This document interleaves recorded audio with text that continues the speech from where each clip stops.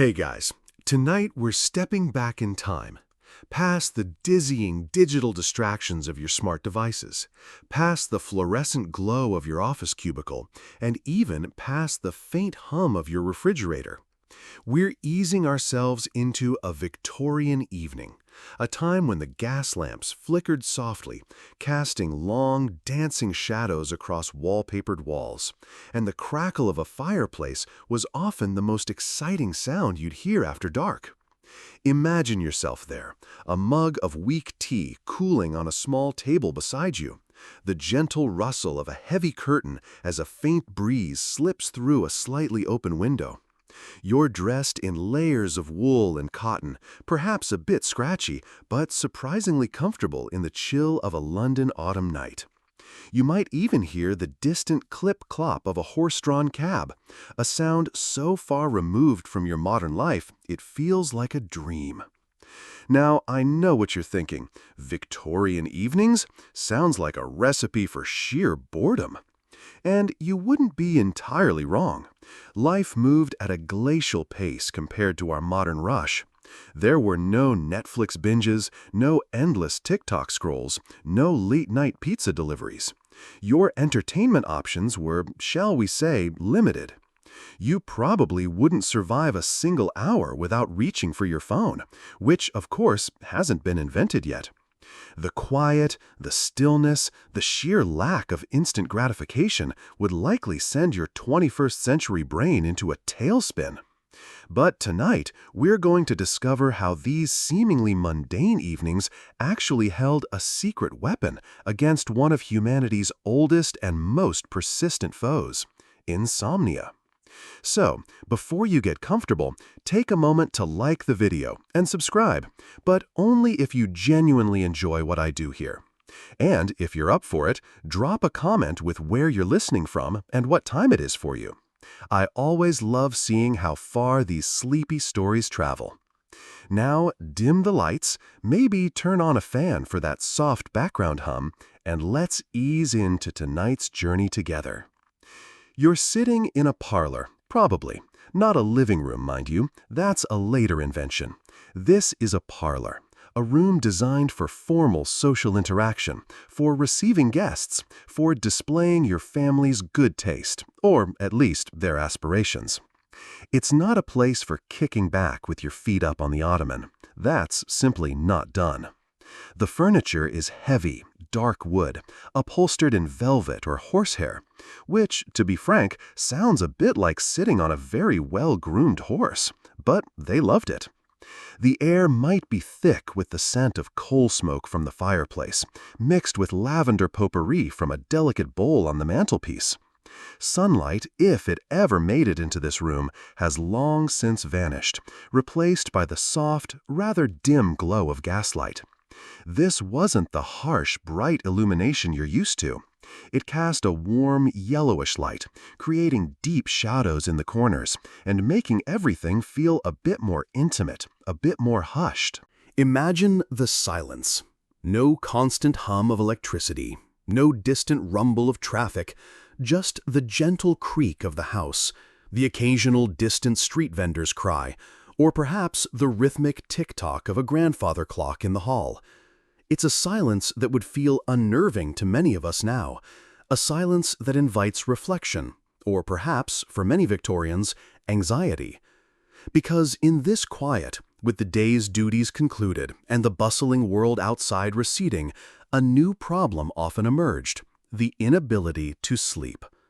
The Victorian era, despite its rigid social structures and seemingly calm exterior, was a time of immense internal anxieties.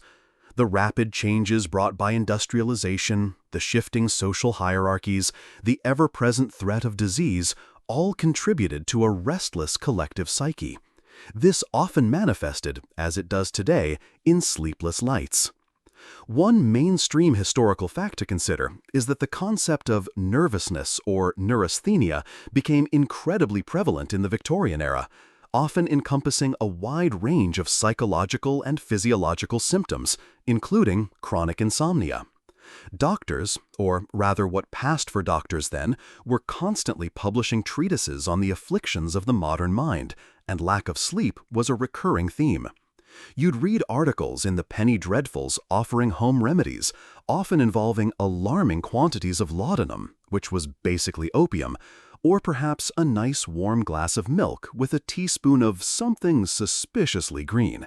And no, it wasn't kale powder, though knowing the Victorians, someone probably tried it. A quirky tidbit is the belief that certain foods could cause insomnia. You'd be warned against eating cheese before bed, for example, which is a surprisingly persistent myth even today. But Victorians took it to another level, sometimes blaming things like too much gravy or even certain colors of wallpaper in the bedroom. Imagine redecorating your entire sleeping quarters just to banish a stubborn bout of wakefulness. Historians still argue whether the perceived increase in nervous complaints was due to genuine societal pressures or simply a more refined diagnostic framework emerging from the medical community. Was it truly worse than in previous centuries, or were they just finally giving it a name? You find yourself pondering this as the gaslight flickers, making the shadows on the wall dance like silent, restless spirits. The air is still, the world outside hushed, and the stage is set for an evening of quiet contemplation, or, as it turns out, a rather lively game of charades. So, you're in your Victorian parlor, the gaslight casting its soft, ethereal glow, and the silence is profound. For many, this silence wasn't restful. It was a breeding ground for worries, for the day's anxieties to bubble up and take root. Insomnia, or sleeplessness as it was more commonly called, wasn't just an inconvenience. It was a genuine affliction, often leading to a cascade of other health issues, real or perceived. Think of it, no late-night infomercials to distract you, no podcast to lull you, just your own thoughts echoing in the stillness. It's no wonder people were desperate for a cure. The medical understanding of sleep was, to put it mildly, in its infancy. Physicians, with their top hats and stern expressions, often attributed insomnia to a variety of internal imbalances, from overheated blood to a weak nervous system. You might find yourself prescribed a concoction of opiates, readily available and shockingly unregulated.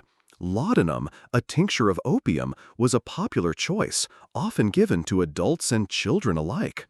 Imagine sipping on what is essentially a diluted opioid before bed, hoping for a peaceful slumber. While it might have knocked you out, the long-term effects were, as you can imagine, rather detrimental. You might wake up feeling groggy, confused, and probably a bit addicted, though they wouldn't have called it that. This pervasive reliance on sedatives highlights the sheer desperation many felt to achieve a night's rest. It's a mainstream historical fact that opium derivatives were widely used across all social classes for a vast array of ailments, and insomnia was certainly high on that list. Beyond the opiates, the treatments for insomnia veered into the truly peculiar. A quirky tidbit involves cold water cures. You might be advised to take a brisk walk in the morning dew barefoot, or even to wrap yourself in cold, wet sheets before bed. The idea was that the shock to the system would somehow reset your internal equilibrium. One can only imagine the shivers, the chattering teeth, and the questionable efficacy of such a method. Right, darling, just pop into these icy damp linens, you'll be asleep in no time. Sounds more like a recipe for pneumonia, doesn't it? Another oddity was the electrical treatment, where mild electrical currents were applied to the head or spine, believed to soothe agitated nerves. It sounds less like a cure and more like a parlor trick that might give you a mild headache, but at least it wasn't opium, I suppose. Historians still argue whether the widespread nervousness of the era was a direct result of industrialization and its associated stresses, or if it was simply a convenient catch-all diagnosis for a range of poorly understood conditions. Was the constant whir of new machinery, the relentless pace of city life, and the ever-present threat of poverty genuinely eroding the collective mental well-being? Or were doctors simply eager to categorize and treat new ailments, even if their understanding was limited? You ponder this as you recall a rather stern-faced physician, perhaps with a magnificent set of sideburns, advising your neighbor to spend more time in the pure country air to cure their nervous debility. The desperation for sleep wasn't just a personal struggle, it had economic and social ramifications. A tired workforce was a less productive workforce. A restless upper class was an irritable upper class. So finding solutions, even unconventional ones, was paramount. This led to a fascinating societal shift where the home, particularly the parlor, transformed from a purely formal space into a central hub for evening entertainment designed, whether explicitly or implicitly, to soothe the mind and prepare it for sleep. No longer just a room for receiving visitors, it became a sanctuary, a place where the day's anxieties could be gently put aside through shared activities. Consider the layout of a typical Victorian home. The workday ended, often with a heavy, multi-course dinner. Then came the transition into the evening, a liminal space where the outside world was shut out and the family unit coalesced. The drawing room, or parlor, became the nucleus of this evening routine. It was a place where conversations could unfold at a more leisurely pace, where the day's gossip could be exchanged, and where the gentle rhythm of shared activity could begin to take hold. Unlike the frantic pace of your modern home, where everyone often retreats to their own screens and devices, the Victorian parlor encouraged communal engagement. You didn't have the option of disappearing into your room to scroll through social media, mainly because social media hadn't been invented yet. And even if it had, your phone would have been a telegraph machine powered by a small steam engine. And can you imagine the clatter of that thing trying to help you relax? Dearest, stop telegraphing. I'm trying to fall asleep. The shift towards these communal evening activities was a subtle, almost organic response to the anxieties of the age. It wasn't explicitly marketed as insomnia therapy, but the effect was undeniable.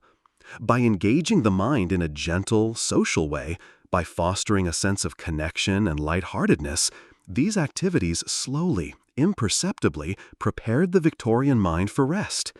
It was a holistic approach, far more gentle than the cold water cures or the questionable elixirs. It was, in its own way, an ancient form of group therapy, disguised as innocent fun. You might find yourself, after a long day of, say, managing a factory, or perhaps just managing a household with several demanding children, craving this gentle descent into a shared, calming activity. The structured yet playful nature of parlor games provided an escape, a mental shift that eased the transition from active thought to peaceful slumber. So, the Victorian mind, often agitated by the rapid shifts of the era and plagued by a nascent understanding of sleep, sought solace not just in dubious medical interventions, but increasingly within the comforting confines of the parlor. This shift of the home, from a place primarily of shelter and sustenance to a hub of curated leisure, is a fascinating mainstream historical fact. Previously, entertainment for many, especially the lower classes, might have been found in the raucous atmosphere of a public house, or perhaps a traveling circus. For the more affluent, it was formal balls, operas, or visits to sprawling country estates. But for the burgeoning middle class, the evening was increasingly a private, familial affair.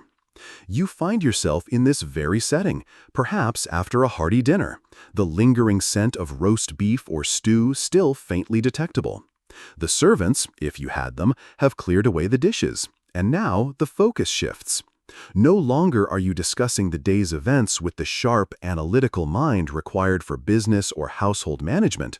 Instead, a softer, more receptive mental state is encouraged. This was partly due to the diminishing gaslight, which naturally made reading or fine needlework more challenging, but also a conscious choice to transition into a more relaxed mode. It was a pre-bed wind-down long before anyone ever thought of calling it that. The medical cures for insomnia were, as we discussed, rather wild. Imagine being told to apply leeches to your temples to draw out bad humors causing sleeplessness. Or perhaps the grand-sounding hydrotherapy, which basically involved being sprayed with cold water until you either passed out from shock or simply gave up and went to bed shivering. A quirky tidbit is the widespread use of arsenic. Yes, arsenic. In very small doses, it was sometimes prescribed as a tonic for various ailments, including nervous exhaustion. The thought of willingly ingesting a known poison to get some shut-eye is frankly rather alarming, but it speaks volumes about the desperation. Historians still argue whether the perceived increase in nervous conditions like insomnia was a true rise in mental health issues or simply a byproduct of medical professionals having more time and inclination to diagnose such complaints among a population with more leisure time to contemplate their internal states. Were people genuinely more anxious or just more aware of their anxiety? But back to the parlor. The shift was profound. The parlor became a stage, a playground, a quiet retreat. It was where families bonded, where courtships subtly unfolded, and where the gentle art of conversation flourished. It wasn't about high drama or intense excitement. The goal, often unstated, was to create an atmosphere conducive to relaxation and, ultimately, sleep. This was achieved through a range of activities, all designed to engage the mind gently, to distract it from worries without overstimulating it. Think of it as a low-bandwidth form of entertainment, perfectly suited for winding down. You might be handed a delicate fan to wave gently, or perhaps offered a small piece of needlework. The conversation would be polite, often steering clear of controversial topics that might spark agitation. The emphasis was on pleasantries, on shared stories, on light humor. It was a conscious effort to create a serene environment. This communal winding down was a stark contrast to our modern habit of individual screen time, where each person retreats into their own digital bubble. In the Victorian parlor, you were all in it together, sharing the quiet space, contributing to the collective calm. Consider the ambient sounds, the soft crackle of the fire, the distant rumble of a carriage, the gentle clink of teacups. These were the soundscapes of a Victorian evening. No jarring advertisements, no sudden notifications, no relentless stream of breaking news. It was a time to slow down, to breathe, to simply be. This lack of external stimulation was, in itself, a powerful antidote to a restless mind. We, in our modern world, often seek out external stimuli to distract us from our thoughts, inadvertently making it harder to calm our minds for sleep. The Victorians, by creating a low-stimulus environment, inadvertently tapped into a more natural rhythm of winding down. The transition to using the parlor as a primary space for leisure also reflected the growing importance of the middle-class home as a sanctuary from the increasingly chaotic industrial world outside. The factories churned, the cities grew, and the pace of life accelerated. But within the walls of the parlor, a sense of order and tranquility could be maintained. It was a deliberate creation of a buffer zone, a place where the anxieties of the external world could be temporarily suspended. You could almost feel the collective sigh of relief as the front door closed, shutting out the grime and clamor of the streets. This emphasis on the home as a place of leisure and moral uplift was a pervasive social ideology of the era. Women, particularly, were seen as the angels of the house, responsible for creating this haven of peace and refinement. So, the activities chosen for the parlor were often those that aligned with these ideals, gentle, intellectually stimulating, and fostering familial harmony. It wasn't about wild abandon or boisterous revelry. It was about cultivated calm, about gentle amusement, about preparing the mind and body for a night of restorative sleep, even if they didn't quite understand why it worked. And so the stage was perfectly set for the emergence of the true heroes of our story, the parlor games. The parlor, then, wasn't just a room. It was a carefully constructed ecosystem of calm, designed to gently usher you toward slumber. And within this ecosystem, a fascinating array of activities flourished, collectively known as parlor games. These weren't the frenetic, screen-based activities you're used to, demanding lightning-fast reflexes or aggressive competition. Oh no, these were games of wit, observation, memory, and gentle amusement, perfectly calibrated to engage the mind without overstimulating it. This emphasis on engaging but not over-arousing the intellect is a key mainstream historical fact about Victorian leisure. You find yourself observing the scene. Perhaps your aunt is meticulously arranging a deck of cards, or your sister is whispering conspiratorially with a cousin about a riddle. The air hums with a quiet anticipation, a gentle energy rather than a boisterous one. There's no shouting, no jumping up and down in excitement. The competitive spirit is present, of course, but it's a subdued, polite competition, seasoned with a healthy dose of self-deprecating humor and good sportsmanship. Losing gracefully was just as important as winning cleverly. One quirky tidbit about these games is how many of them relied on readily available materials, or simply the power of imagination. You didn't need fancy electronics or elaborate setups. A piece of paper, a pen, perhaps a few everyday objects, and a group of willing participants were all that was required. This made them accessible across various social strata, from the grandest country estates to the more modest urban terraced houses. Imagine a family gathered around a single flickering lamp, their faces illuminated as they try to guess a charade. It's a scene of simple, shared pleasure, a stark contrast to our modern obsession with high-tech distractions. Historians still argue whether the popularity of parlor games was a deliberate, conscious effort to combat the anxieties of the industrial age, or if it was simply an organic evolution of social interaction in a time of limited external entertainment options. Was there a grand strategy, or did people just find what worked to pass the time pleasantly? You might find yourself leaning towards the latter, but the calming effect was undoubtedly a happy accident, if an accident it was. The types of games played were incredibly diverse, but they can generally be categorized into a few soothing archetypes. Think of them as different pathways to a peaceful mind. First, there were the word and memory games. These often involved riddles, proverbs, or games like definitions, where one person gives a word and others try to guess its true meaning or invent humorous false ones. These required active listening and gentle contemplation, engaging the linguistic centers of the brain without demanding physical exertion.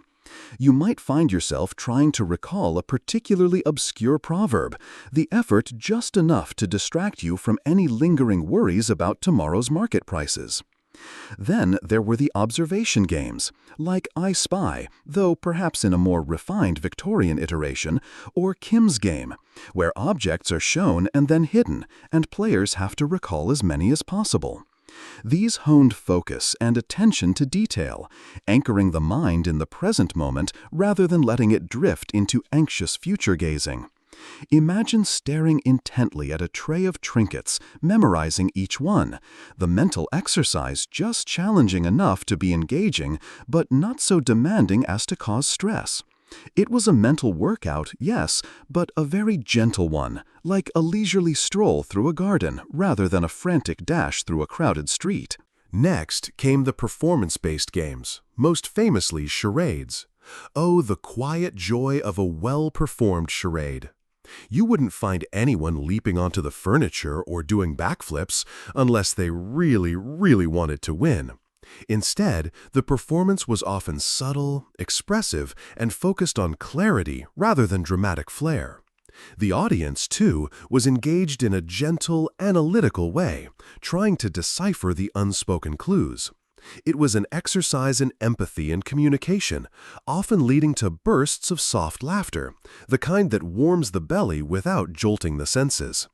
You might find yourself trying to silently convey Victorian-era insomnia cure, perhaps by miming a very slow person trying to sleep, followed by a dramatic yawn. Finally, there were the table games, such as various card games, though often gentler versions than today's competitive poker, dominoes, or even simple parlor billiards if space allowed. These games provided a more structured form of engagement, requiring strategy and foresight, but again, at a slower, more deliberate pace. The click-clack of dominoes, the soft rustle of cards, these were the gentle rhythms of a Victorian evening, creating a subtle, almost hypnotic backdrop to the conversation and shared amusement. These categories weren't rigid, of course. Many games blended elements from different types. But the common thread was always the same: a gentle engagement of the mind and spirit, a shared experience that fostered connection, and a deliberate move away from the day's stresses.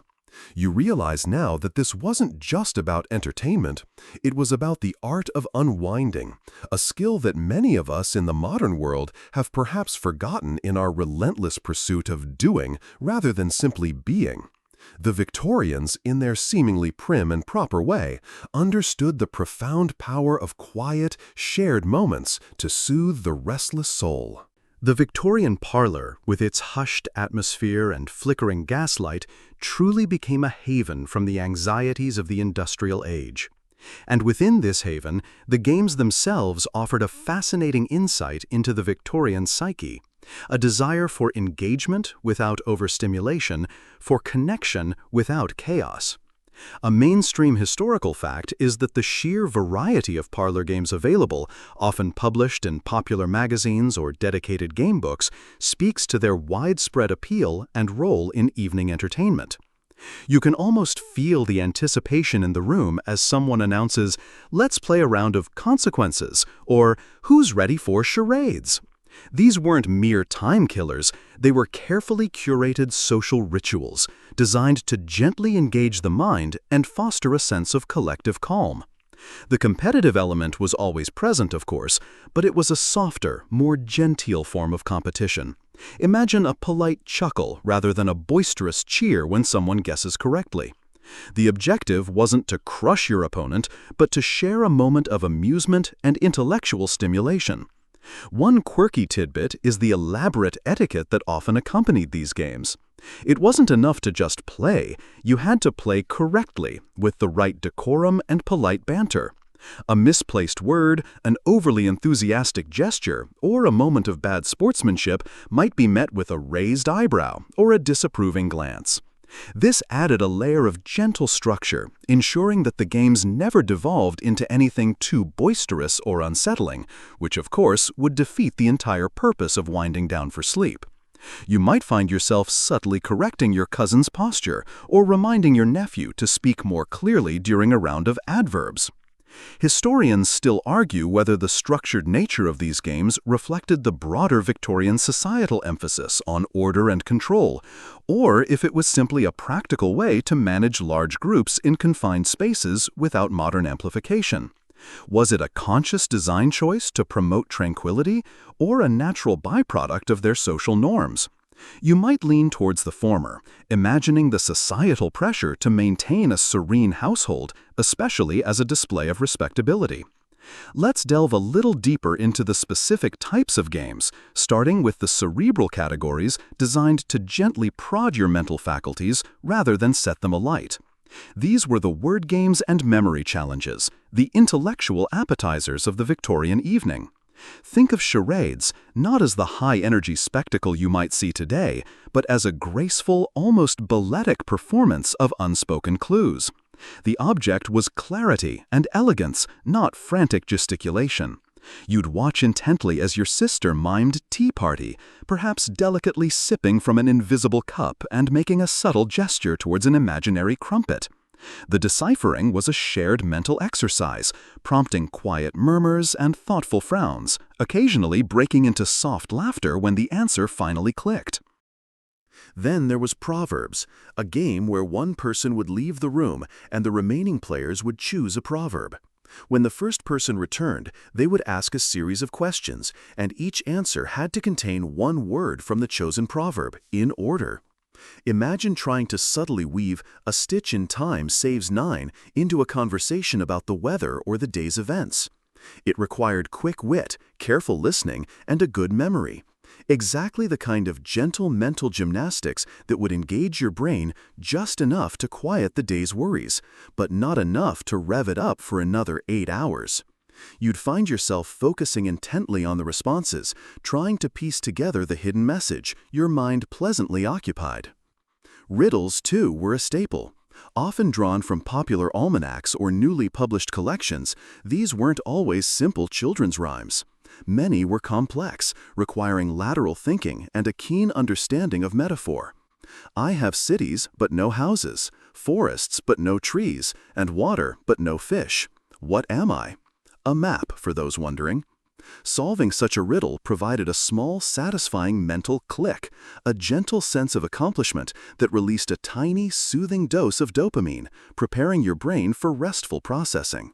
It was a mental stretching exercise, not a sprint. Another popular game, often called definitions or consequences, involved players contributing words or phrases to create a spontaneous story or definition. One player might write a noun, fold the paper, and pass it on.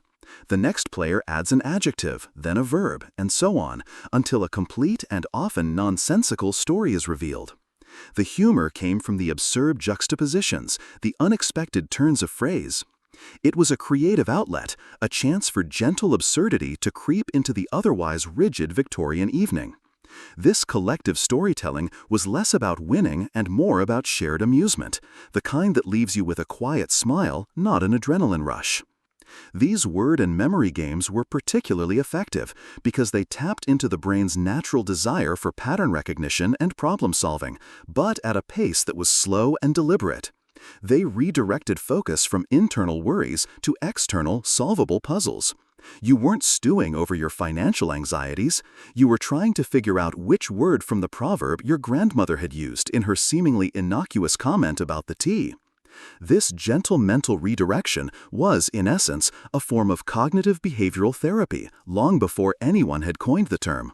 It was a way to quietly hijack your anxious thoughts and replace them with something playful and benign. The flickering gaslight, the comfortable silence punctuated by soft voices, and the collective engagement in these clever little diversions all conspired to create an atmosphere of unparalleled calm, slowly lulling you towards the sweet embrace of sleep. Beyond the intricate dance of words and the gentle challenge of memory games, the Victorian parlor also embraced the more tactile and strategic world of board games. These weren't the fast-paced, high-stakes games of modern times, but rather slower, more deliberate affairs, perfectly suited for a leisurely evening wind-down. This preference for unhurried, thoughtful entertainment is a key mainstream historical fact, reflecting the era's slower pace of life. You might imagine a polished mahogany table, perhaps a bit dusty from disuse during the day, now brought to life with a game of dominoes. The quiet click-clack of the ivory or wooden tiles as they're placed, one by one, creates a rhythmic, almost meditative sound. Each move requires a brief moment of thought, a gentle strategizing, but nothing that would strain the mind or provoke intense rivalry. It's about building, connecting, and occasionally blocking, all within a framework of polite interaction. You'd watch as your uncle carefully selected a tile, his brow furrowed in concentration, before adding it to the growing chain, the silence broken only by the gentle sound of the pieces. One quirky tidbit about Victorian board games is how many of them had a moral or educational component. Games like The Mansion of Happiness and Instruction or The Game of Human Life weren't just about winning. They were designed to subtly teach virtues, good manners, or historical facts. Imagine a game where landing on a certain square means you've committed a folly and lose a turn, or another where you gain points for acts of charity. It was a form of gentle indoctrination, perhaps, but also a clever way to keep young minds engaged while reinforcing societal values. "Oh dear, Aunt Mildred, it seems you've landed on idle gossip again, back 3 spaces." Historians still argue whether the didactic nature of these games was a genuine attempt at moral instruction or merely a reflection of the pervasive Victorian belief that all leisure should have a productive or edifying purpose. Was it truly about teaching or just about justifying the indulgence of play? You might find yourself smiling at the thought of a child grimly trying to avoid the vice squares, more concerned with winning than with moral enlightenment. Card games also played a significant role, though, again, often in gentler forms than the competitive poker nights you might envision. Games like whist or patience, solitaire, were popular. Whist, a trick-taking game, required memory, partnership, and subtle communication, but it was played with a decorum that would make a modern poker table seem like a riot. The rustle of cards, the quiet discussion between partners, the focused attention on the unfolding hand all contributed to a serene atmosphere. It was challenging enough to be engaging, but not so intense as to cause frustration. Patience, or solitaire, was particularly well suited for individual contemplation when no suitable partners were available, or when one simply desired a moment of quiet solitude before bed. The methodical arranging of cards, the solving of a gentle puzzle, provided a soothing, almost hypnotic rhythm. You could lose yourself in the quiet logic of the game, letting the day's anxieties drift away with each perfectly placed card. It was a self-contained universe of order and simple rules, a perfect antidote to a chaotic world. Even chess and checkers, while requiring more strategic thinking, were often played at a leisurely pace in the Victorian parlor. The slow, deliberate moves, the quiet contemplation of the board, the intense but silent battle of wits, these were not games for the impatient. They encouraged deep focus and long-term planning, effectively pushing out any extraneous thoughts. You'd sit across from your opponent, perhaps your father. The only sounds the soft click of the pieces and the occasional sigh of concentration. It was a challenge, yes, but a contemplative one, designed to gently exhaust the mental faculties in a productive way. The beauty of these board and card games lay in their slow, unfolding nature. They demanded your attention, but they didn't demand urgency. There was no ticking clock, no urgent notification. You could take your time, savor each move, and engage in quiet conversation throughout. This unhurried pace was crucial for their sleep-inducing properties. It allowed the mind to disengage from the day's rush and settle into a calmer rhythm, mirroring the slow descent into drowsiness. The physical act of manipulating the pieces, the visual focus on the board, and the quiet mental engagement all conspired to create a perfect pre-sleep ritual. It was a tangible, low-tech form of mindfulness long before the term was coined. While word games gently exercised the intellect and board games provided slow, strategic engagement, another powerful soothing force in the Victorian parlor was music. This wasn't the blaring, energetic music of a modern concert hall, but rather the gentle, melodic strains of a piano, a parlor organ, or even communal singing. The act of making or listening to music in this intimate setting is a mainstream historical fact, deeply woven into the fabric of Victorian domestic life. You might find yourself perched on a plush velvet armchair, listening as your younger sister, perhaps, delicately plays a nocturne on the grand piano in the corner. The soft, resonant notes fill the room, creating a gentle auditory blanket that wraps around you. There's no harsh amplification, no thumping bass, just the pure, unadulterated sound of an acoustic instrument, blending with the soft crackle of the fire and the distant murmur of conversation. It's a soundscape designed to soothe, to calm, to gently disengage the mind from the day's clamor. One quirky tidbit is the prevalence of the parlor organ or harmonium, particularly in middle-class homes.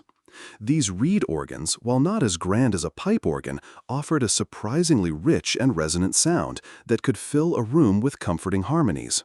They were often easier to play than a piano, making music accessible to more family members. Imagine the slightly melancholic yet deeply comforting drone of a harmonium as someone slowly pumps the bellows, drawing out long, sustained chords. It's a sound that evokes a sense of timelessness, of peace. Historians still argue whether the widespread embrace of domestic music making was primarily for personal enjoyment and relaxation, or if it was also a means of social display, showcasing a family's cultural refinement and leisure time. Was it truly about the soothing sounds, or was it a quiet performance? You might consider it a bit of both, a blend of genuine pleasure and subtle societal expectation. Beyond instrumental performances, communal singing was incredibly popular. Families would gather around the piano or organ, sheet music spread open, and sing popular ballads, hymns, or folk songs. This wasn't about perfect pitch or operatic solos, it was about shared participation, about blending voices in harmony. The act of singing itself is deeply therapeutic. It regulates breathing, engages the vocal cords, and often releases endorphins, creating a sense of well-being. Imagine your own voice, perhaps a little off-key, blending with those of your family members, creating a tapestry of sound that is uniquely yours. The gentle vibration in your chest, the focus on the melody and lyrics, it all works to pull you away from any lingering anxieties. Picture a scene. Your grandmother, with her spectacles perched on her nose, leading the family through a rousing, but not too rousing, rendition of Home Sweet Home. The lyrics, often sentimental and comforting, further enhanced the soothing atmosphere. It was a bonding experience, a moment of collective expression that transcended the everyday. There's a particular kind of peace found in group singing, a sense of unity and shared purpose that can be profoundly calming. Even the simple act of listening to music played by others was a form of passive relaxation. Unlike today, where you might actively curate a playlist, in the Victorian parlor, you were simply present, absorbing the sounds. This passive listening allowed the mind to wander, to gently drift, without demanding active engagement. It was like a sonic massage for the brain, preparing it for the quietude of sleep. The melodies, often predictable and harmonious, provided a comforting structure, a gentle rhythm that could easily transition into the rhythmic breathing of sleep. The choice of music itself often leaned towards the melancholic or the sentimental. Ballads, waltzes, and gentle folk tunes were common. These genres, with their flowing melodies and often wistful lyrics, encouraged a reflective state of mind rather than an energetic one. They allowed for a release of suppressed emotions in a gentle, socially acceptable way, further contributing to a sense of inner peace.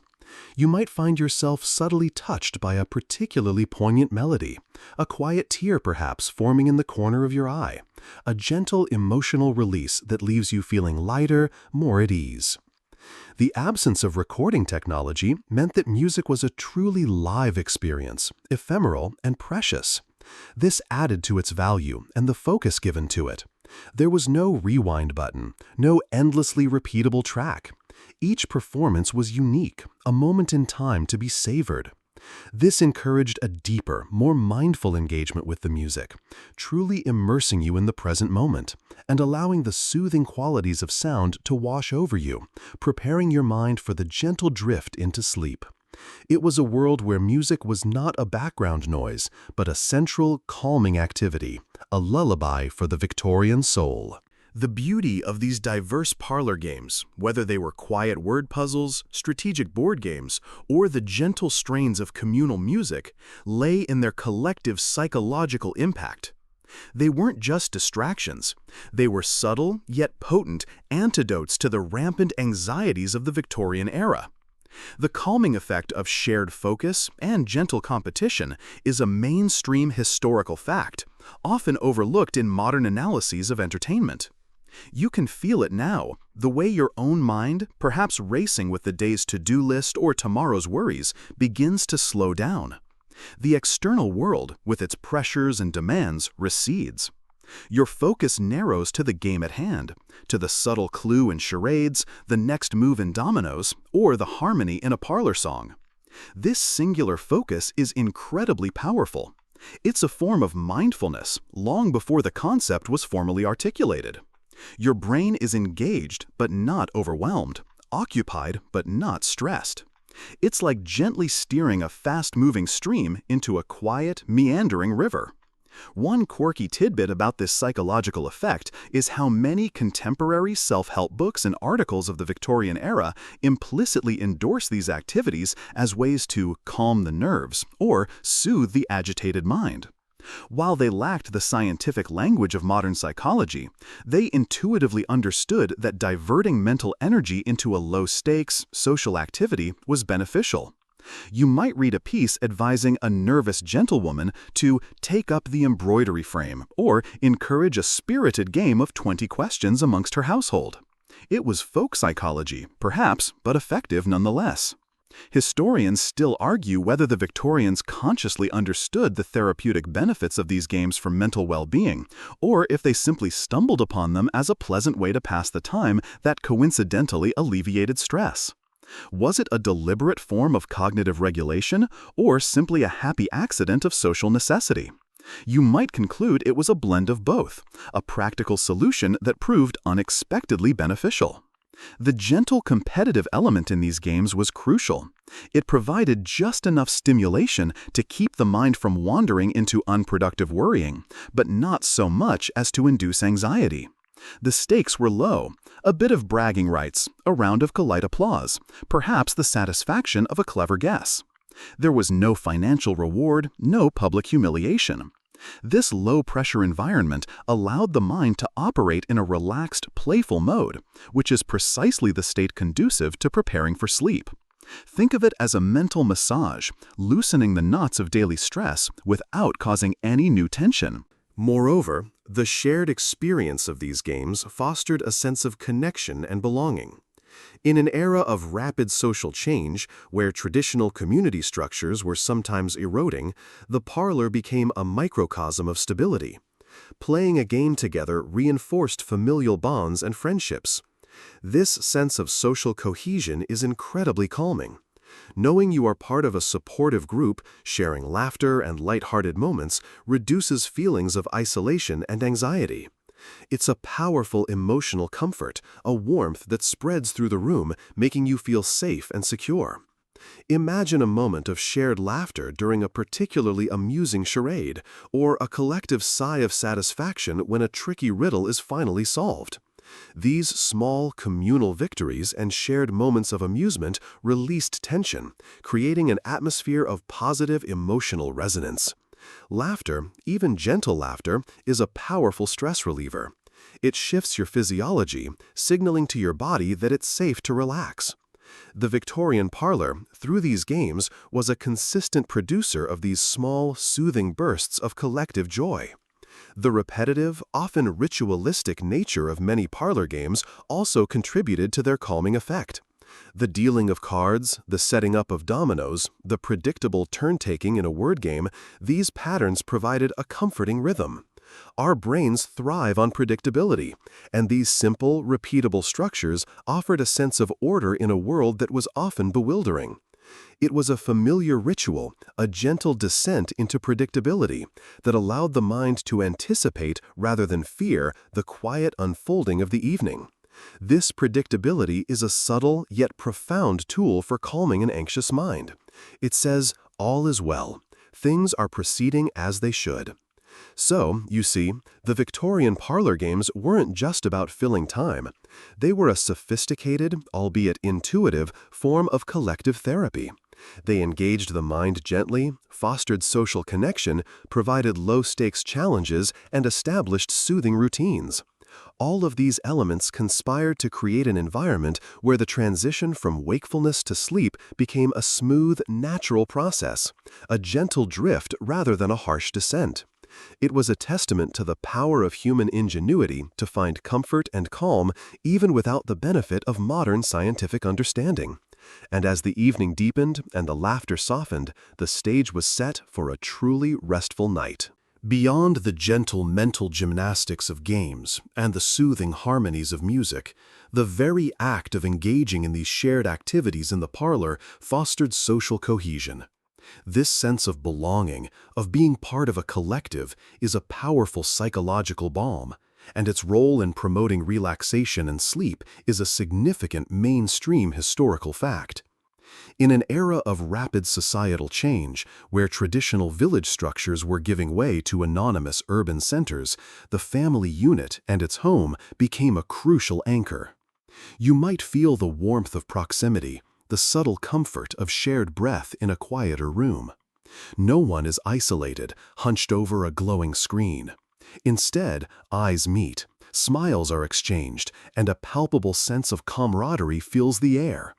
This connection combats the pervasive Victorian anxiety of isolation, a fear that, while perhaps less overt than our modern loneliness epidemic, was certainly present.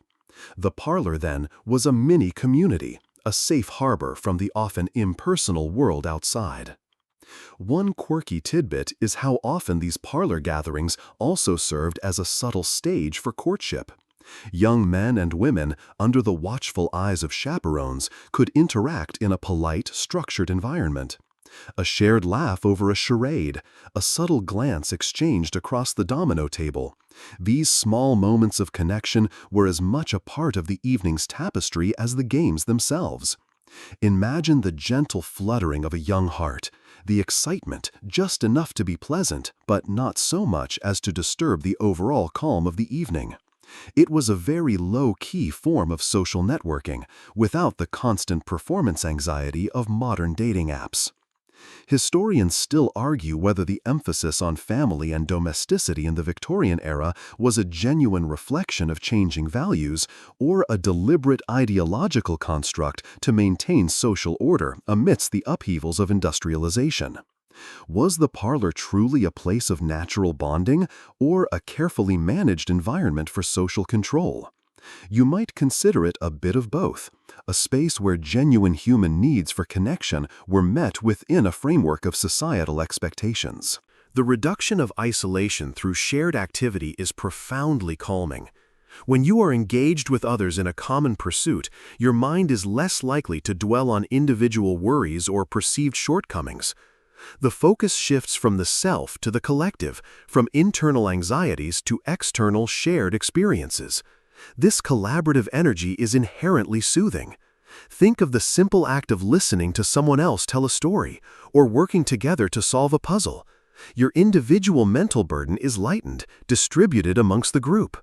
The presence of others also provided a subtle sense of security. In a time when illness could strike swiftly and unexpectedly, and life was often precarious, the comfort of family and friends nearby offered a psychological buffer. You weren't facing the vast unknown alone.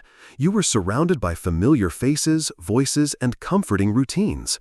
This quiet reassurance is a powerful sleep aid. When you feel safe and connected, your nervous system can relax, signaling to your body that it's okay to let down its guard and surrender to sleep. Moreover, the gentle humor and lightheartedness inherent in many parlor games acted as a natural emotional release. Laughter, even quiet chuckles, is a powerful antidote to stress. It physically relaxes the muscles, reduces stress hormones, and triggers the release of endorphins. Imagine the soft ripple of laughter spreading through the parlor as someone hilariously, yet politely, mimes a particularly difficult word. It's a shared moment of joy, a collective exhalation of tension, preparing everyone for a deeper, more peaceful sleep. You might feel a lightness in your chest, a gentle warmth spreading through your limbs. The very ritual of gathering, repeatedly, evening after evening, created a comforting sense of predictability and routine. Humans thrive on routine, especially when it comes to sleep. The consistent pattern of dinner, followed by parlor games, followed by a gentle wind-down, signaled to the body and mind that it was time to transition towards rest. This ingrained rhythm helped regulate the body's natural sleep-wake cycle, acting as a historical precursor to modern sleep hygiene practices. You almost feel your eyelids growing heavier as the evening progresses, a natural response to the established pattern. So, the social cohesion fostered by Victorian parlor games was far more than just pleasant company. It was a fundamental component of their sleep strategy. By creating a nurturing, connected, and emotionally supportive environment, these gatherings provided a powerful antidote to the anxieties of the age, laying the groundwork for a truly restorative night's sleep. The quiet chatter, the shared smiles, the collective engagement, these were the unseen threads weaving a tapestry of calm, lulling the restless Victorian mind into peaceful slumber. The atmosphere itself, not just the activities within it, played a pivotal role in lulling the Victorians to sleep. The lamplit ambiance of the parlor was a deliberate and often unconscious design choice that deeply contributed to relaxation. This soft, subdued lighting is a mainstream historical fact, intrinsically linked to the technologies available at the time and their impact on daily life. You are sitting in the parlor, perhaps by the fireplace, its gentle glow adding to the overall warmth. The primary illumination comes from gas lights or perhaps oil lamps, their flames encased in delicate glass globes. This wasn't the harsh, bright, uniform light you're accustomed to with modern electricity. Instead, it was a warm, yellowish light that cast long, dancing shadows on the walls and ceilings. It created pockets of intimacy, illuminating faces in soft relief while leaving the corners of the room in gentle obscurity. This subdued lighting naturally encourages the eyes to relax, signaling to the brain that the day's bright, active period is drawing to a close. One quirky tidbit about Victorian lighting is the elaborate nature of some gaslight fixtures. They weren't just practical, they were decorative, often ornate, with frosted glass shades or delicate etched patterns that diffuse the light even further. Imagine looking up at a gas chandelier, its multiple small flames casting a mesmerizing, flickering glow across the ceiling, almost like distant miniature stars. It was a visual lullaby, a subtle cue for the brain to slow down its processing. Historians still argue whether the Victorians truly appreciated the calming effect of their subdued lighting, or if it was simply a technological limitation that happened to be beneficial for relaxation. Was it a conscious design choice to promote tranquility, or a happy accident of the era? You might surmise it was a bit of both. They likely felt its comfort without fully understanding the neuroscience behind it. The quality of light directly impacts our circadian rhythm, the body's internal clock that regulates sleep and wakefulness. Bright blue spectrum light, like that emitted from your phone or computer screen, tells your brain it's daytime, suppressing the production of melatonin, the sleep hormone. The warm, dim light of a Victorian parlor did precisely the opposite. It mimicked the natural dimming of twilight, gently cueing the body to begin its preparation for rest. It was an environmental nudge toward sleep, far more effective than any modern sleep mask or blue light filter. You can almost feel your eyes growing heavy in this soft, golden glow. Furthermore, the very nature of gaslight and oil lamps meant that they weren't entirely static.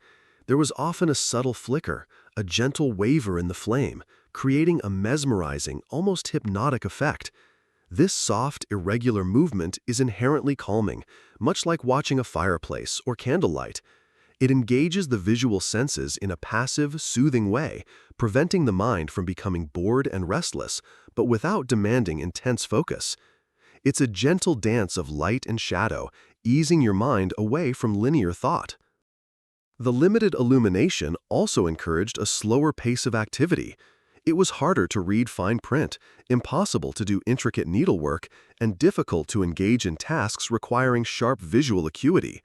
This naturally pushed activities towards more social, auditory, or low visual engagement, like conversation, music, or simpler games.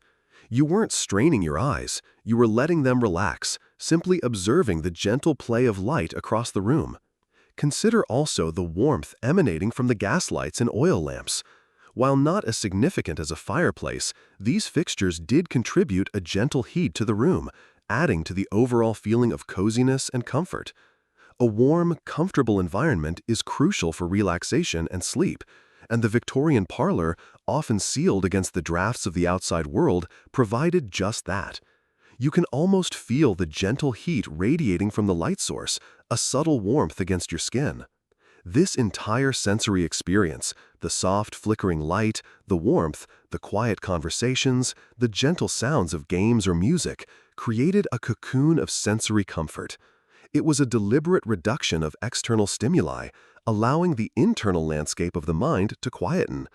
There were no flashing screens, no urgent beeps, no constant notifications. The only notification was the gradual dimming of the world, signaling that it was time to prepare for repose. This serene environment was, in essence, a perfectly engineered sleep laboratory, albeit one born of necessity rather than scientific design. The Victorians, perhaps without fully articulating it, mastered the art of environmental sleep hygiene, simply by living in a world that hadn't yet discovered relentless artificial brightness. Just as the soft glow of gaslight and the gentle rhythms of parlor games were mastering the art of lulling Victorians to sleep, a new force was gathering momentum that would eventually reshape leisure, light, and sleep itself: the advent of electricity. This slow but inexorable decline of the traditional lamplit parlor evening is a mainstream historical fact, marking a profound shift in domestic life and, indirectly, in sleep patterns. You can almost feel the faint hum of anticipation in the air as news of this new marvel, electric light, begins to spread. Initially, it's a distant phenomenon, perhaps seen in grand public buildings or the homes of the super-wealthy. But gradually, as the 19th century gave way to the 20th, its bright, steady glow began to creep into more and more private residences. This wasn't the warm, flickering embrace of gaslight. This was a stark, unwavering illumination that promised convenience and a new kind of modern efficiency. One quirky tidbit about the early adoption of electric light is the initial fear and skepticism it often generated. People were sometimes wary of its invisible power, fearing shocks or fires. Imagine the intense debate in a Victorian parlor. But dearest, what if it explodes? Or, surely it cannot be as comforting as our faithful gas lamps. This trepidation, quickly overcome by the undeniable convenience and brighter light, hints at a deeper, almost subconscious resistance to something that would fundamentally alter the comforting routines of the past. Historians still argue whether the transition from gas light to electric light had a significant immediate impact on human sleep patterns, or if the effects were more gradual and compounded by other modern inventions. Was it merely a technological upgrade, or did it subtly disrupt the natural circadian rhythms that had been honed over centuries? You might ponder how quickly humanity adapts to new technologies, sometimes without fully understanding their long-term consequences. The arrival of electric light brought with it a revolution in how evenings were spent. No longer were activities limited by the dimness of gaslight. Reading became easier, intricate needlework less straining on the eyes. The parlor, once a sanctuary of subdued light, could now be flooded with a brilliance that pushed back the shadows. This meant that activities could extend later into the night.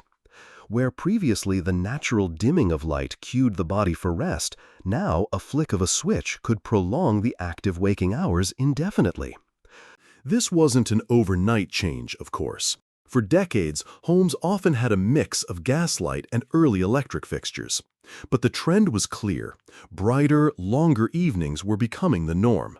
The emphasis shifted from winding down to extending the day's productivity or leisure. The subtle cues for sleep that the old lamplit parlor provided began to fade. The body's natural inclination to produce melatonin as darkness descended was now being challenged by the sustained presence of artificial brightness. With brighter light came new forms of entertainment. Instead of relying solely on conversational games or intimate musical performances, people could now engage in more visually demanding hobbies or spend more time reading novels. The focus of the evening slowly shifted from communal, low-key interaction to more individualized pursuits that leveraged the new abundance of light. You might see a family member engrossed in a newspaper rather than participating in a group game, the bright electric bulb illuminating their face in a way that gaslight never could. The very concept of darkness itself began to change. Before electric light, true darkness was a pervasive presence, a natural part of the evening. With electricity, darkness became something to be conquered, pushed back, a space that could be endlessly illuminated. This constant availability of light, while convenient, began to subtly erode the natural rhythm of day and night, the rhythm that had long guided human sleep. This gentle decline of the lamp-lit, game-centric evening wasn't a sudden dramatic event. It was a slow, almost imperceptible shift, driven by technological progress and a desire for more productive and extended leisure. The parlor games didn't vanish overnight, but their prominence as the primary form of evening entertainment began to wane. They slowly became quaint relics, perhaps pulled out on special occasions, rather than the cornerstone of daily wind-down routines. The world was simply getting brighter, and with that brightness came a new set of challenges for the age-old quest for peaceful slumber. As electric light began its slow, inevitable takeover, pushing back the cozy shadows of the Victorian parlor, the games themselves didn't disappear entirely, but their role began to shift. The legacy of leisure, particularly the quieter, more contemplative forms, continued to influence how people chose to wind down, even as technology offered new distractions. This evolution of domestic leisure, moving from necessity to choice, is a mainstream historical fact that continues to shape our routines. You might observe a modern-day family, perhaps on a rainy Sunday afternoon, pulling out a deck of cards or a board game. While not a nightly ritual for most, these moments are a direct echo of those Victorian evenings. The fundamental human need for connection, for gentle mental engagement, and for a shared low-stakes activity remains. We still intuitively understand the calming power of gathering together around a table, even if our lighting is now bright LED rather than flickering gas. One quirky tidbit about this transition is how some Victorian parlor games, specifically designed for that specific ambiance, struggle to adapt to brighter, more active environments. Games requiring whispered clues or subtle miming might have felt awkward in a room flooded with electric light, where every gesture was starkly visible. Imagine trying to play a game of Proverbs in a brightly lit room with the radio blaring. It simply wouldn't have the same calming effect. This highlights how deeply intertwined the activities were with their physical environment. Historians still argue whether the decline of formal parlor games was primarily due to the rise of new technologies like radio and cinema, or if changing social norms and a shift towards more active, individualized leisure pursuits played a larger role. Was it simply a matter of new options appearing, or did the very fabric of social interaction begin to change? You might suspect a combination of factors, each gently nudging the Victorian evening away from its serene core. Despite the encroachment of electricity and the rise of new forms of entertainment, the core principles of Victorian parlor leisure persisted. The idea of dedicating a portion of the evening to unwinding, to transitioning from the day's demands to a state of calm, remained. Even if the specific games changed, the underlying need for a structured yet gentle wind-down remained. Think of it as a cultural template for relaxation that, once established, proved surprisingly resilient. The gradual decline of parlor games as a nightly fixture also coincided with other societal changes. The rise of public entertainment venues like theaters, music halls, and eventually cinemas offered externalized forms of leisure that didn't require active participation. Why play charades when you could watch a professionally staged play? Why sing hymns around the piano when you could listen to gramophone records? These new options, while offering convenience, also meant a shift away from the direct, interpersonal engagement that was so central to the calming effect of parlor games. Yet, the legacy of these games lives on in quieter ways. Consider the enduring popularity of jigsaw puzzles. They require focus, patience, and a methodical approach, often leading to a state of flow that is inherently calming, much like the Victorian board games. The satisfying click of interlocking pieces, the gradual reveal of an image, these are modern echoes of the quiet satisfactions sought in a game of dominoes or solitaire. You might find yourself losing track of time as you search for just the right piece, your mind blissfully free of other worries. Even today, when we seek to disconnect from digital overload, we often turn to activities that mirror the spirit of Victorian parlor games, board game nights with friends, family card games, or even just quiet conversation. There's a subconscious understanding that these slower, more interactive forms of entertainment are uniquely suited for relaxation and connection.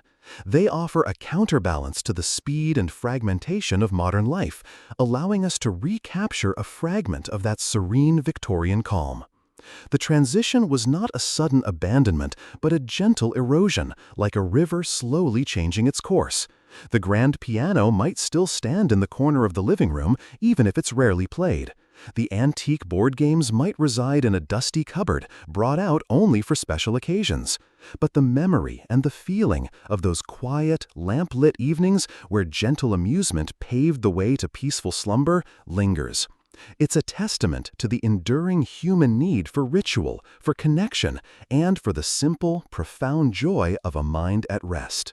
The echoes of Victorian leisure, particularly those gentle, sleep-inducing activities, aren't just confined to antique board games in dusty cupboards. They resonate deeply in our modern echoes of winding down, influencing how we seek relaxation and prepare for sleep in our hyper-connected world. This persistent human need for transition from activity to rest, often expressed through calming rituals, is a fascinating mainstream historical fact. You find yourself, perhaps without even realizing it, engaging in practices that would have felt familiar to a Victorian. Maybe you dim the lights in your living room as evening approaches, creating a softer ambiance. Perhaps you put on some calming music or listen to an audiobook.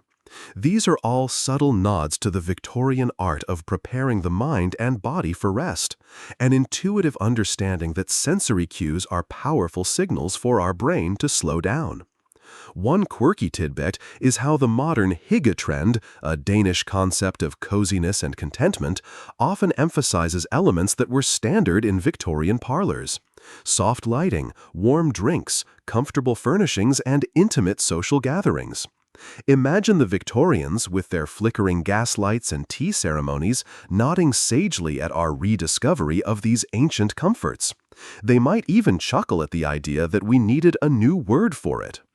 Historians still argue whether the resurgence of interest in slow living and mindful practices is a direct reaction to the overwhelming pace of modern life, or simply a cyclical return to enduring human needs that periodically gain cultural prominence. Are we consciously rejecting digital excess, or are we simply rediscovering what has always worked for human well-being? You might lean towards the latter, recognizing that some needs are timeless. Consider the booming popularity of audiobooks and podcasts designed specifically for sleep. These often feature slow-paced narration, gentle storytelling, and ambient soundscapes, a direct parallel to the quiet storytelling and musical diversions of the Victorian parlor. Instead of listening to a family member read aloud from a novel, you might now listen to a calming voice describe the intricate details of a historical event or a fantastical journey, all designed to gently lull you into unconsciousness. The content might be different, but the intent, a low-stimulus, engaging auditory experience, is remarkably similar. Then there's the return to board game nights and card game gatherings. After years of individual screen time dominating evenings, there's a growing appetite for face-to-face interaction and shared analog entertainment. These events, often accompanied by warm drinks and soft lighting, recreate that sense of social cohesion and gentle engagement that was so central to the Victorian parlor. You might feel a pleasant sense of nostalgia, or perhaps just a pure enjoyment of simple shared fun as you lay down a card or move a game piece. Even the modern trend of meditation and mindfulness apps has a subtle connection. While distinct in their methodology, their ultimate goal, to quiet the restless mind and promote a state of calm conducive to sleep, is a direct echo of the unspoken purpose behind Victorian parlor activities. By focusing on breathing or a guided visualization, you are essentially engaging in a self-directed version of the mental redirection that parlor games provided. You are actively choosing to shift your attention away from anxiety and towards a state of inner peace. The very concept of a wind-down routine before bed, now widely recommended by sleep experts, mirrors the structured transition that Victorian evenings provided. Turn off bright lights, avoid stimulating content, engage in calming activities. These are the modern iterations of simply sitting in a lamplit parlor, playing a gentle game, and letting the day fade away. We've simply formalized what the Victorians practiced out of necessity and habit. So, while the technology has changed dramatically, the underlying human desire for rest, for connection, and for gentle forms of entertainment that prepare the mind for sleep remains. The Victorians, with their simple parlor games and lamplit evenings, were, in their own way, pioneers of sleep hygiene. They remind us that sometimes the oldest solutions are still the best, and that the quiet comforts of shared presence and gentle amusement can be the most effective lullabies of all. The journey from Victorian parlor games to our contemporary pursuit of peaceful slumber reveals a fascinating, almost cyclical pattern in human behavior. The Victorians, in their quest to alleviate insomnia, stumbled upon, or perhaps intuitively created, a set of routines that prefigure much of what modern sleep science advocates. This continuous, human quest for restful sleep across millennia is a pervasive, mainstream historical fact. You find yourself reflecting on the universality of this struggle. Whether you're a Victorian gentlewoman fretting over an agitated mind or a modern office worker battling the glow of your smartphone, the fundamental desire for restorative sleep remains unchanged. The tools evolve, but the underlying need persists. One quirky tidbit about this long-standing quest is the sheer variety of folk remedies for sleep found across different cultures throughout history. From counting sheep, a classic for a reason, to sipping strange herbal concoctions, humanity has tried almost everything. Imagine a Babylonian prescribing a mixture of poppy and mandrake for a restless night, or a medieval peasant stuffing their pillow with hops. The Victorian parlor games, in this broader historical context, represent a particularly refined and social approach to this ancient problem. Historians still argue whether human sleep patterns have fundamentally changed over the centuries, or if only our perception of sleep and its disruptions has altered due to societal and technological shifts. Are we truly sleeping worse now, or are we just more aware of our sleep issues due to constant monitoring and discussion? You might consider that both aspects are likely true. External factors certainly impact sleep, but our awareness and response to it also evolve. The principles behind the Victorian parlor games, gentle mental engagement, social connection, and a structured wind-down routine, are remarkably similar to the advice offered by sleep experts today. Instead of a doctor prescribing arsenic, they might suggest, engage in a quiet activity an hour before bed, connect with loved ones, or establish a consistent bedtime routine. The vocabulary has changed, but the wisdom endures. Consider the modern phenomenon of digital detoxes or screen-free evenings. These are conscious efforts to recreate, perhaps unknowingly, the low-stimulus environment of the Victorian parlor. By setting aside our phones and tablets, we're trying to reclaim a slice of that quiet calm that was simply a default setting for many Victorians. We are deliberately choosing to limit the bright, blue light-emitting screens that tell our brains it's still daytime, opting instead for activities that allow our minds to gradually disengage. Even the renewed interest in hobbies that require patience and focus, such as knitting, baking, or painting, echoes the contemplative nature of many Victorian pastimes. These activities, much like solving a riddle or playing a slow game of chess, provide a gentle mental anchor, preventing the mind from racing or dwelling on stressful thoughts. They offer a sense of accomplishment, a small victory that promotes a feeling of well-being before bed. You might find yourself meticulously working on a puzzle or a craft, feeling the day's anxieties quietly dissolving.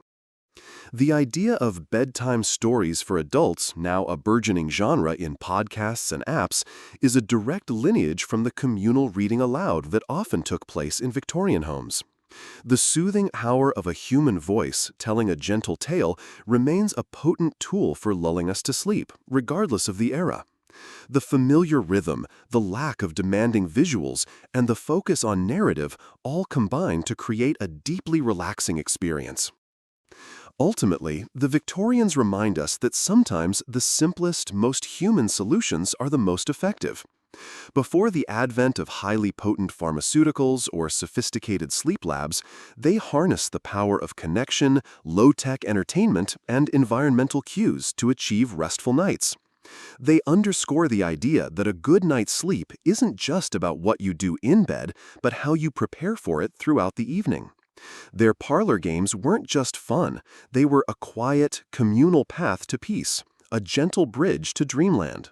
And so, as the gaslight fades, or as you gently dim your own modern electric lamps, we arrive at the very end of our journey into the Victorian evening. The final soft echoes of those parlor games whisper through the quiet air, a gentle reminder of humanity's age-old pursuit of peace. This quiet, collective quest for a good night's sleep is not just a footnote in history, it's a timeless human endeavor. You can almost feel the softness of the old velvet upholstery, the faint, comforting scent of pipe smoke and lavender. The last strains of a parlor song gently die away, leaving a profound quiet in its wake. The cards are stacked, the dominoes are put away, and the riddles have been solved. There is a sense of completion, a peaceful winding down that permeates the very air. One quirky tidbit to reflect upon is how many of the sleep innovations we celebrate today are simply technologically advanced versions of what the Victorians did intuitively. From white noise machines mimicking the gentle hum of a distant carriage to calming apps that replace a grandmother's whispered story. The underlying principles of soothing the senses and engaging the mind in a gentle way remain remarkably consistent. Historians still argue whether the Victorians truly suffered more from insomnia than previous generations, or if they were simply the first to articulate and widely discuss it in a medical and social context. Was it a new affliction, or just a newly recognized one? You might conclude that perhaps the pace of change itself, even then, was enough to make minds restless, and that the parlor was their quiet rebellion. As the evening deepened in those Victorian homes, the conversations would grow softer, the laughter less frequent, replaced by contented sighs and the peaceful sounds of a household settling. Each game played, each song sung, each quiet moment shared was a thread in a tapestry of calm, weaving a protective layer between the day's demands and the profound surrender of sleep.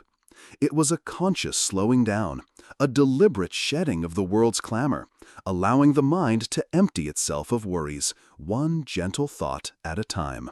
The eyelids growing heavier, a pleasant weight settling over them. Your thoughts, once perhaps a buzzing swarm, now resemble a few lazy butterflies, fluttering slowly before finding a comfortable leaf to rest upon. The body, too, relaxes, its muscles releasing the tension accumulated throughout the day. It's a complete surrender, a quiet acknowledgement that the day is done and rest is rightfully earned. The Victorian parlor was, in its own way, a masterclass in pre-sleep ritual. It taught, through practice, the art of disengagement, the power of gentle immersion, and the profound comfort of connection. It reminds us that often the best path to sleep isn't about doing more, but about doing less, about simply being in a state of quiet, unhurried calm. So, as you drift deeper into this story, allow the final images of that gaslit parlor to settle in your mind. The soft glow, the quiet laughter, the gentle rhythm of shared time. Let those sensations wash over you, easing any lingering tension, comforting any restless thoughts. Feel the peacefulness of that bygone era envelop you, just as it enveloped them. Let your breathing deepen, slow and steady, like the gentle tick-tock of a grandfather clock counting down to midnight. Allow your muscles to soften, your mind to quiet, as if the last flickering flame of a gas lamp has finally, gently extinguished. You are safe, you are warm, and the day's worries have receded with the last soft whisper of history.